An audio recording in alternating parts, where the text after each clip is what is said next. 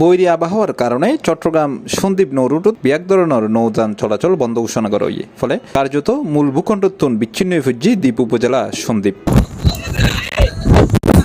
টানা 3 দিন গুপ্তছড়া ফেরিঘাটের দায়রে দেখা যায় পণ্যবাহী শতাধিক ট্রাক, বাস, পিকআপ ও ব্যক্তিগত গাড়ি ফারাফারার অপেক্ষায় আটকা পড়ে আছে। একই চিত্র বাঁশবাড়িয়া ঘাটে তো এটাও বিপুল সংখ্যক পণ্যবাহী যানবাহন সন্দ্বীপমুখী হয়ে অপেক্ষা করে।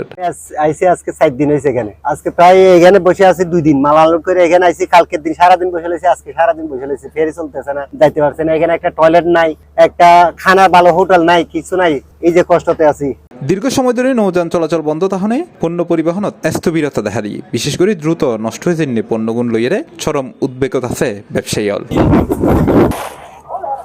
এমনকি নৌযান বন্ধ তাহলে চরম ভোগান্তিত পড়ছে সাধারণ যাত্রী হল। জরুরি প্রয়োজনে চট্টগ্রামগামী সরকারি বেসরকারি চাকরিজীবী সহ বিভিন্ন শ্রেণী পেশার মানুষ পড়ছে বিপাকত। 2 দিন যাবত এখানে সকল ড্রাইভাররা আটকা পড়ে আছি। এখানে পর্যাপ্ত পরিমাণ সুযোগ সুবিধা নেই, এখানে ভালো মানের কোনো টয়লেট নেই, থাকার কোনো ব্যবস্থা নেই। 2টা লোক একটা গাড়িতে থাকতেছি খুব কষ্ট করে, আর কি। এখানে এখন খাওয়া দাওয়ারও তেমন কোনো ভালো ব্যবস্থা নেই। এখন যদি এটার কোনো ভালো ব্যবস্থা নেই প্রশাসন, তাহলে ড্রাইভাররা এখানে আসে উপকৃত হবে। জানা গিয়ে আবহাওয়া পরিস্থিতি উন্নতির মন পর্যন্ত নৌ চলাচল স্বাভাবিকভাবে সম্ভাবনা খুবই কম। বিশেষ করে উত্তর বঙ্গোপসাগর ও তৎসংলগ্ন এলাকাত বায়ুচাপের পার্থক্যর আধিক্য বিরাজ করণে দেশের সমুদ্র বন্দরে 3 নম্বর স্থানীয় সতর্ক সংকেত জারি করছে আবহাওয়া অধিদপ্তর। ইয়ানোর প্রভাবে চট্টগ্রাম, কক্সবাজার, মংলা সমুদ্র বন্দরত সতর্কতা জারি করা হয়েছে।